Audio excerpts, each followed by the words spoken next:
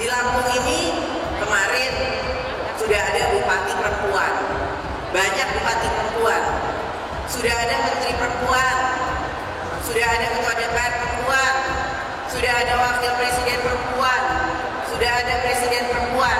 Artinya insya Allah tahun 2024 akan ada lagi kepala daerah perempuan, menteri perempuan, presiden perempuan juga akan ada lagi insya Allah. Nasihat Inyong sih, Mbak Puan mending nggak usah lah berambisi jadi presiden. Tapi Lur, ini ada yang bikin Nyong kaget Lur. Ternyata Mbak Puan sendiri sudah ngaku kalau dia punya calon pendamping di Pilpres 2024 nanti. Mbak Puan ngebet banget ya Lur, pengen jadi presiden. Kalau Mbak Puan nyapres, sedulur-sedulur nyoblos Mbak Puan apa ora Lur? Tetapi tingkat orang memilih dia sebagai capres itu sangat kecil, yaitu cuman 0,8%. Nama Puan bahkan kalah dibandingkan AHY yang mendapat respon positif 2,4% responden yang akan memilihnya sebagai capres 2024. Perasaan Inyong sih, ini ramanya Mbak Puan sama Bang Cilik itu dibuat-buat, nggak tulus, ada maunya. Ya, ada maunya itu karena dia lagi mau nyapres kan Lur. Ini yang membuat saya geleng-geleng kepala. Elit PDIP ini sadar atau tidak bahwa elektabilitas seorang Puan Maharani tidak pernah beranjak dari 1%. Mengapa terus-terus dipaksakan itu? Bandingkan dengan kader PDIP yang lain, Ganjar Pranowo.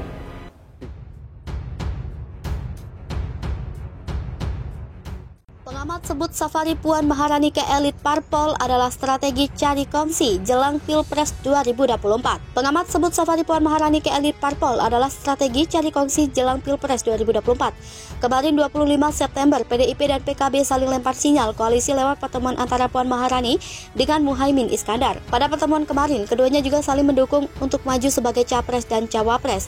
Pengamat politik Adi Prayitno menyebut safari politik Puan Maharani ke elit-elit parpol adalah untuk membentuk kongsi atau koalisi di Pilpres 2024, sekaligus mengamankan atau menguasai parlemen pasca pemilu 2024. Sementara untuk meningkatkan elektabilitas, Adi menyarankan agar Puan lebih banyak melakukan kunjungan atau berdialog dengan masyarakat. Safari politik Puan diawali dengan pertemuan dengan Ketua Umum Partai Nasdem, Surya Paloh, pada 22 Agustus 2022 lalu. Adu strategi dua kingmaker di balik seteru Dewan Kolonel versus Dewan Kopral. Ketua Umum PDIP Megawati Soekarno Putri dan Presiden Republik Indonesia Joko Widodo terkesan saling menunggu dalam menentukan sikap terkait siapa calon presiden pilihan mereka pada pemilihan presiden dan wakil presiden pada 2024. Di sisi lain, Megawati baru-baru ini juga meminta kadernya untuk bersabar terkait siapa yang akan direstuinya sebagai calon presiden dari PDIP. Dua sosok yang kerap dikaitkan dengan ambisi kingmaker ini nampaknya masih mencari momen yang tepat untuk bersikap, terutama terkait dua hal yang saling terkait satu sama lain. Sikap pertama yang terkait dengan penentuan siapa calon presiden dari PDIP akan menjelaskan sikap kedua, yakni sikap Megawati atas Jokowi dan sebaliknya. Katakanlah misalnya jika Megawati mengumumkan Puan Maharani sebagai calon presiden pilihan PDIP, maka akan segera membuka kotak Pandora milik Jokowi. Apakah mantan wali kota Solo itu akan mendukung Puan atau justru menentukan sikap juga dengan memberikan dukungan secara terbuka kepada salah satu bakal kandidat yang sedang ramai dibicarakan? Katakanlah misalnya Ganjar Pranowo, begitu pula sebaliknya. Jadi siapapun yang berani bersikap terlebih dahulu berpeluang membuka ruang pertarungan yang lebih frontal dan beresiko memecah loyalitas di dalam PDIP. Jika Jokowi terlebih dahulu menentukan sikap atas pilihan politiknya, maka otomatis akan membuka kotak Pandora pilihan politik Megawati. Jika Jokowi secara terbuka memberikan dukungan pada Ganjar Pranowo misalnya, maka para loyalis Jokowi di dalam PDIP akan tersegregasi secara politik oleh loyalis Megawati dan Puan. Begitu pula sebaliknya. Inilah dilemanya saat ini, baik bagi Megawati maupun Jokowi, baik Puan maupun Ganjar Pranowo.